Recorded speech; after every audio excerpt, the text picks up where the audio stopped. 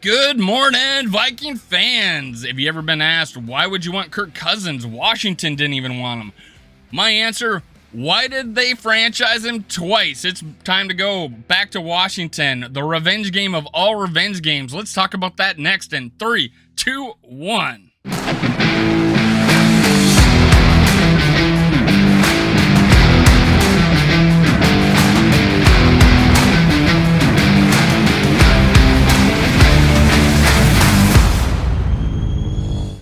Gather around, Skull brothers and sisters. This is Skull World, brought to you by Minnesota Sports Talk. I'm your host, Dave. You can follow me on Twitter, TikTok, and Facebook at Skull World.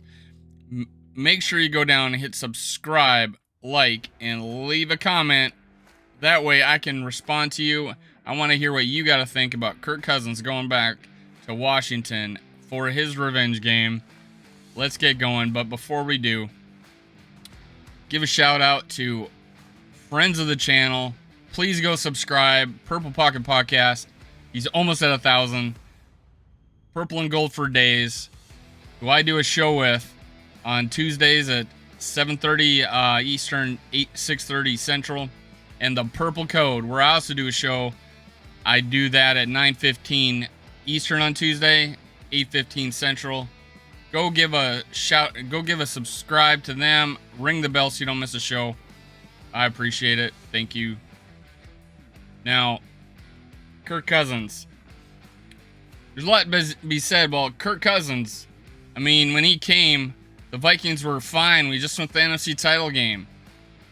They never mentioned that our line was crap.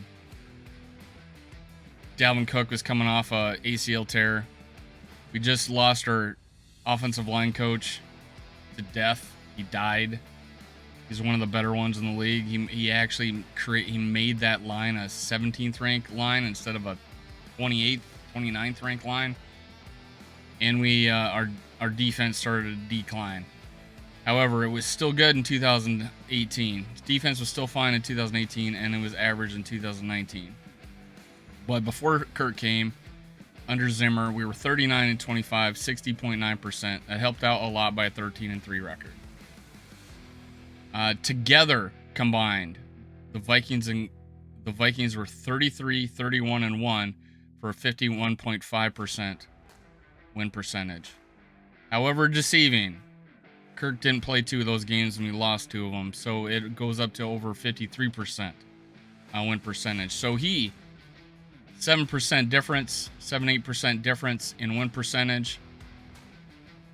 But what happened after Zimmer left? The book is still open on that, but the ending looks pretty good. Zim leaves. We are 6-1 with an 85.7% win percentage with a rookie coach. Why couldn't Zim win with Kirk Cousins when Kevin O'Connell can? That's the question for me. People see it the other way. But why? And I'll get to it at the end of the show. What Washington's done with Kirk and what they did when he left. So let's get going. Game-winning drives in the fourth quarter. I was a Kirk Cousins detractor. Or a critic. I wasn't a detractor. I still thought he was a pretty good quarterback, but I was like, this guy, when he gets the ball at the end of the game, it would get strip sacked or throw a pick on the second down or first down. He tried to win the game on first or second down instead of throwing away, and it drove me nuts. 2018, 2019, one fourth quarter comeback. He actually did one in the playoffs in 2019, game-winning drive. So game-winning drives are fourth quarter comebacks. He had one in 2018, one in 2019. And then I became a Kirk defender. We finally started Justin Jefferson. He goes on a tear. 2023. 2021, even more. And to start off, after 7 games in 2022, he's got 3 fourth quarter comebacks and game-winning drives. All 3 of them were fourth quarter game-winning drives. So he's improved. And a lot can be said about how much he's improved with game management. How come it was so bad under Zimmer, game management? And we know we were historically bad in 2021. Yet he still had 4 game-winning drives or fourth quarter comebacks. 2022, 3 already. We are the attention to detail by KOC and allowing Kirk Cousins to get to the line with 25 seconds to go on the play clock has made a huge difference. It is showing up. And why? Because his stats aren't as good. I mean, 2018, 30 touchdowns. Threw like crazy that year. 2019, 26. 2020, 35. 2021, 33 touchdowns. 2022, 11 already. He is slightly down, but still is the only quarterback that's got like 9 in a row, 25 and 3,000 yard seasons. 25 TD, 3,000 yard seasons. He's in a class by himself right now.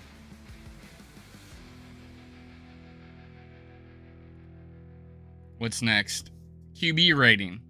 2018, 99.7. 2019, 107.4.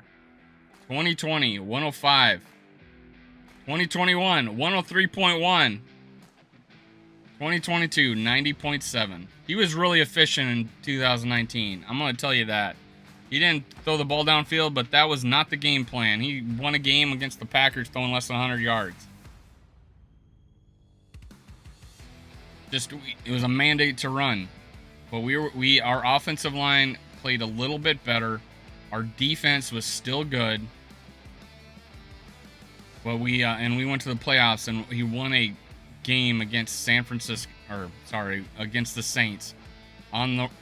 Believe it was on the road. Yes, on the road, overtime, won the game. 90.7. He's having a down year. Everybody's saying, "Hey, I'll take this Kirk Cousins." How about we encourage him to get better and get dominant and be a Super Bowl contender? Don't be satisfied. I mean, the detractors the last 4 years on Kirk Cousins on how bad a quarterback he is and the clutch and all this stuff. How about we say, hey, keep those expectations and just be happy that our defense and our offensive line are playing so much better than the last 4 years. Our defense is the top 10 in points given up. Or 12, 10 or 12. Actually, I think it's higher than that. And our offense is struggling, but yet we're at the end of half and end of games, we're still one of the best, if not the best. So how about we just say, hey, I'll take this Kirk Cousins over last year's Kirk Cousins. How about we just encourage him to get better like the defense and the offense has? And he's had slow starts before, all right? He's had 3 pretty good games this year. He's had the Packers game. He's had the Lions game. People were saying he didn't. He had a good game against the Lions. The only bad game he's had is Philly. And then this last game, he was good again. I know you guys want him to blow out and get a touchdown in every single drive, but thank goodness the defense finally stood up. They needed to end 2 drives, not just one. They needed to end 2 drives because we're super conservative when it comes to the fourth, when we're trying to close out games. So, hey, just encourage the Kirk Cousins to get better as the season goes on, as the offense goes up, as TJ Hawkinson starts to get more playing time. We'll see these guys do better. Where does he sit all the time? Let me drink a cup of coffee for that one. Let these stats consume you. Remember how they talk about, well, he doesn't win games and he never wins and not a winning quarterback and blah, blah, blah, blah. Rand Tarkenton, 91 and 73. He didn't have a winning season. Didn't even have a winning record when he went to his first Super Bowl. He was down 20 games, under 500, when he went to his first Super Bowl at age 33. Now at 34 season, Kirk Cousins is 6-1. Their careers are almost mirroring each other. Kirk played for bad teams. Brant Tarkington played for bad teams. Now we're 6-1 going into Washington.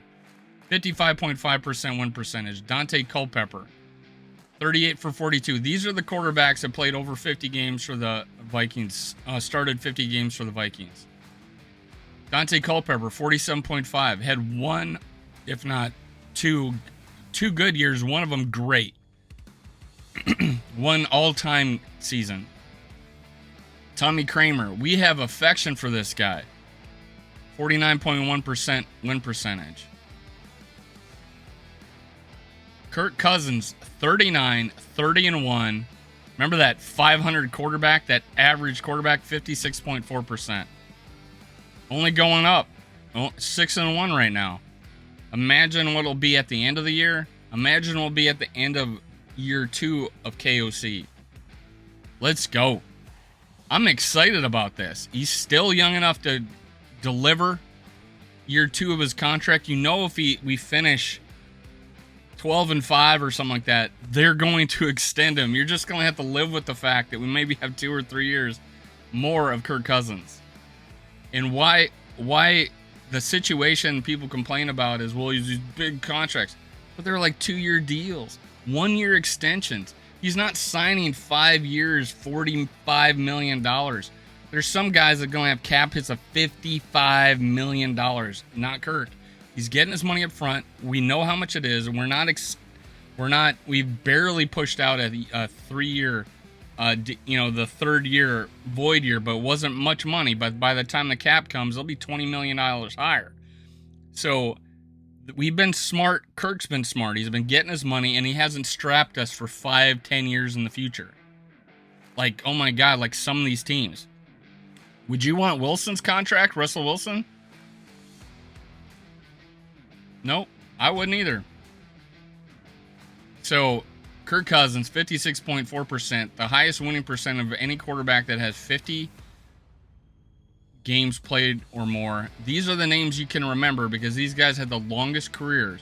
Now, shout out to Brad Johnson and Wade Wilson. Had pretty good win percentages, but didn't meet 50 years. And honestly, none of you talk about them. None of you talk about Brad Johnson. None of you talk about Wade Wilson. You do talk about Fran Tarkin and Dante Culpepper, Tommy Kramer, and Kirk Cousins. So that's why I use these 4 names. And then we have a Brett Favre that had 2 seasons, 1 good, 1 awful. And then we had, a Randall Cunningham, 1 year good, next year gets benched. So, and then we have a Warren Moon who only played for, I think it was 2 years. So we had those one-time quarterbacks. But I know every single one of the pundits out there, every single one of the YouTubers out there want that franchise guy. They want us to sign that young franchise guy.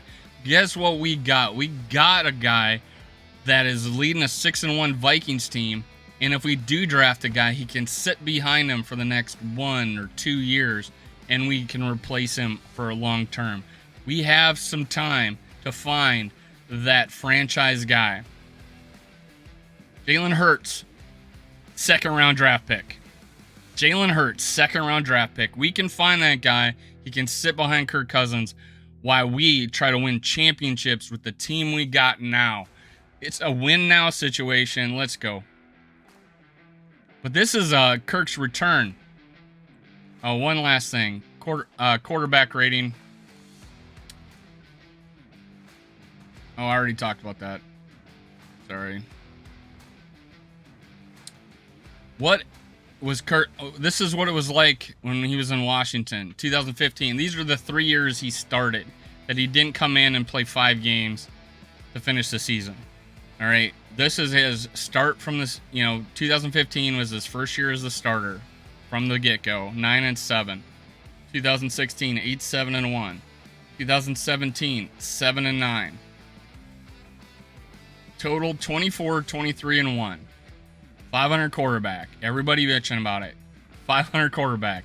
Since then, the Washington Redskins football team and Commanders, they've gone through 2 name changes, went 28-45. Before he gets to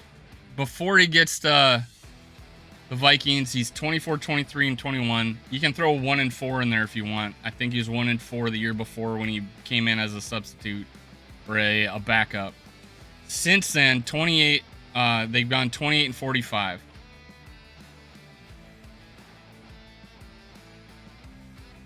Teams are better with him than without him. I know you're going to go back to, whoa, what about 2017? Well, 2018 happened, and a lot of bad things. We lost our OC. We fired our OC again. He's gone through a different OC every year since he's been a quarterback. He's gone through 5 and 4 years. Now he got KOC, who will be the guy calling the plays. He'll have this same head coach, offensive play caller in back-to-back seasons for the first frickin' time. Let's go. Skol Vikings. Minnesota's going into Washington. Kirk Cousins, this is a game that he wants to go back. There is pressure on this game. It's not a primetime game, but Kirk Cousins is going back to Washington. The whole NFL is going to be watching. It'll be front page news on how Kirk Cousins played against Washington. Vikings are in the spotlight today. There is a lot of pressure on what he's going to look like going back to Washington. Plenty of pressure on him today. And it's a trap game. It's a we should win game right before we go play a potentially 7-1 Viking and a 7-1 Buffalo team, where it's going to be the big matchup of the week. Here we go. Beat Washington. Play well. And people will be praising the Minnesota Vikings going into Buffalo. Right now, we're almost 10-point dogs against Buffalo.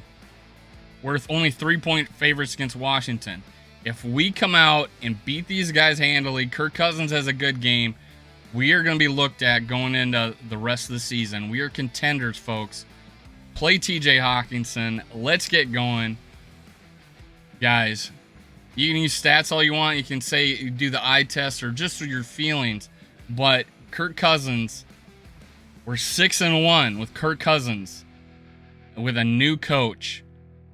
A completely different game plan. We get up to the line of scrimmage, 25 seconds left. This is a different team, a different philosophy, and it's working. And the reason why we haven't done it the last 4 years consistently, that reason is gone from the team. Everything about the Vikings the last 4 years and the way we played, gone from the team. Our defense is better. Our offensive line is better. Our special teams is better. Let's go. Let's get this offense cooking. KOC, throw the ball downfield. Let's go. That's it for today. Skol Vikings. This is Skol World, brought to you by Minnesota Sports Talk. I'm your host, Dave. You can follow me on Twitter, TikTok, and Facebook at Skol World. Let's go. Cue the music.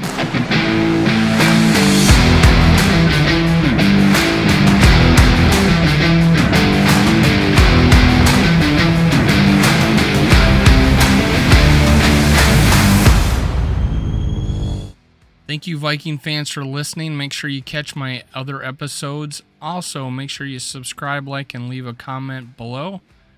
Thank you. Thank you. Thank you. Skol Vikes.